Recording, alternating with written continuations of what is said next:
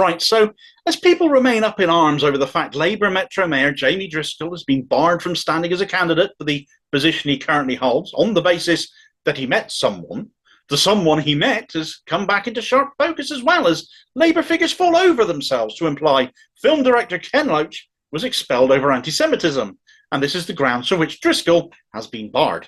We cannot have candidates standing for our party who mix with people we've expelled over racism, is the message. Unfortunately for them, the strength of their excuses is saggier than a wizard's sleeve. Ken Loach was expelled in August of 2021, and he tweeted out about it at the time. He said, "Labour HQ finally decided I'm not fit to be a member of their party, as I will not disown those already expelled. While I am proud to stand with good friends and comrades victimised by the purge, there is indeed a witch hunt. Starmer and his clique will never lead a party of the people. We are many, they are few." So what we have here actually is a Metro Mayor being blocked from standing again for the post he holds because he met someone who wouldn't condemn people that Keir Starmer was purging and instead got purged themselves.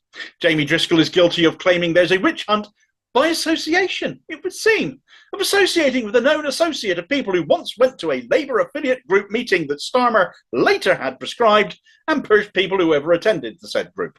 That's his only crime here. It is an absolute joke.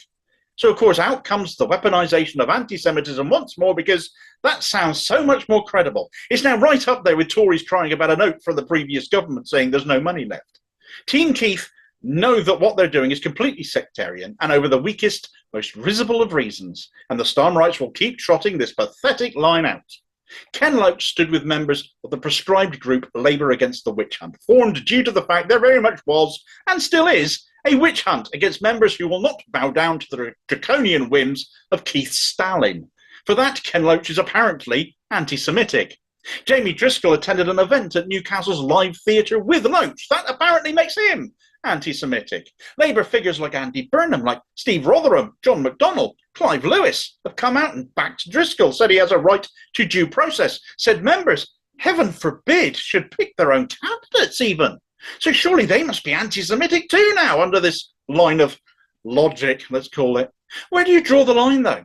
If you keep on going, everyone will end up an anti-Semite. There is no end to this narrative. Starmer himself appeared on Question Time in 2016 with Loach, shared a platform with him. Should he expel himself?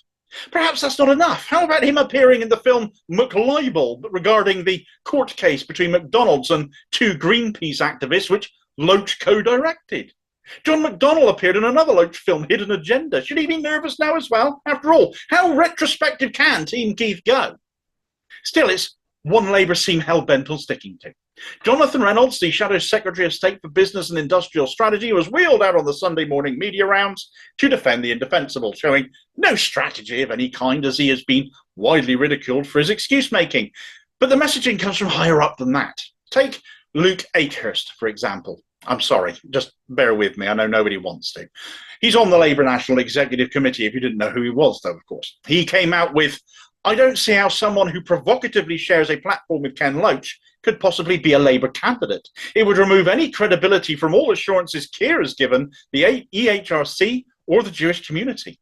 Jamie Driscoll provocatively shared a platform with Loach. What does that even mean? Was he wearing a cocktail dress at the time? What is this? Akehurst is one of the most repellent entities in the Labour Party. That he's in a position of serious power there is insane. Particularly suspicious, I find, is the fact he was kept off the NEC in their elections for years under Corbyn, yet suddenly came top of the pile as soon as Starmer got in. He again is playing the Loach is an anti-Semite card despite knowing full well that was not why Loach was expelled. It was an NEC decision to expel him. What about everyone else who has shared a platform with Loach? He is an award-winning director after all, has produced films for longer than Akehurst has been alive, had been a Labour member for longer than Akehurst had been alive, and all of that content has been about fighting for the deprived and underprivileged, highlighting what blights ordinary people's lives, yet also exemplifies compassion, community, solidarity, inequality, and the injustices of poverty, yet also inspire, from Kathy Come Home to Kes to I, Daniel Blake, all conveying a societal message, all highlighting governmental failings and pointing to the failings that are to come under a Starmer-led government should Labour take power come the next election, but also showing that together there can and should be a better way. But unless But nothing will change unless we make it so, because the power is ultimately in our hands and not theirs unless we choose to let them have it by apathy or design.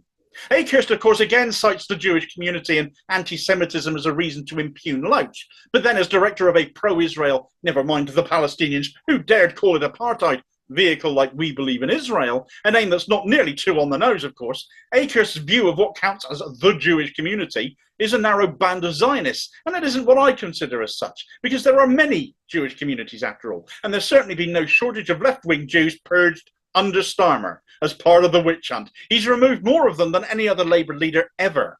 I doubt you said a peep when your fellow NEC member and Jewess herself, Naomi Wimborne-Idrissi, got expelled, did you, Luke? You probably clapped your hands instead. Ken Loach has called Starmer a tool of the establishment.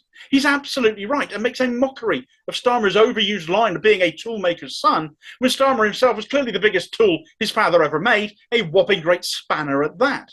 Ken Loach is a principled, decent, serious man who anyone should be honoured and proud to associate with, to stand on a platform with. All his life, through all of his work, he has been a force for good, treating not only him with the contempt and disgust that Starmer's Labour have, but also anyone who dared be seen with him, it seems, though of course only for entirely factional reasons, like Jamie Driscoll, must be seen for what it is. A power grab by the red Tory end of the Labour Party, removing left-wingers from any position of power they might be in. Driscoll is referred to as the last Corbynista in power, and that is much more the reason than any trumped-up excuses regarding association and worse, weaponisation of racism. If you're supporting Labour, you're not supporting Ken Loach or others like him. And the ideals they stand for, equality, decency, respect, anti-racism, anti-apartheid, pro-Palestinian rights, if you back Starmer, you're against all of that. If Ken Loach is an excuse to block candidacies, how can that be anything but the truth of the matter? Please do like, share and subscribe to the channel, because the truth matters. The reason why independent media like myself exists is to call things like this out for what it is and shame those guilty of partaking in it. Too often it doesn't get spelt out like it needs to be in a blunt, matter-of-fact way, which is what you'll always get here.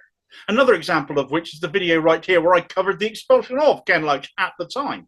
Delved into the archives a little bit, I did, because there's hundreds of videos here to choose from. Stick with the channel a bit longer and I'll see you on the next vid. Cheers, folks.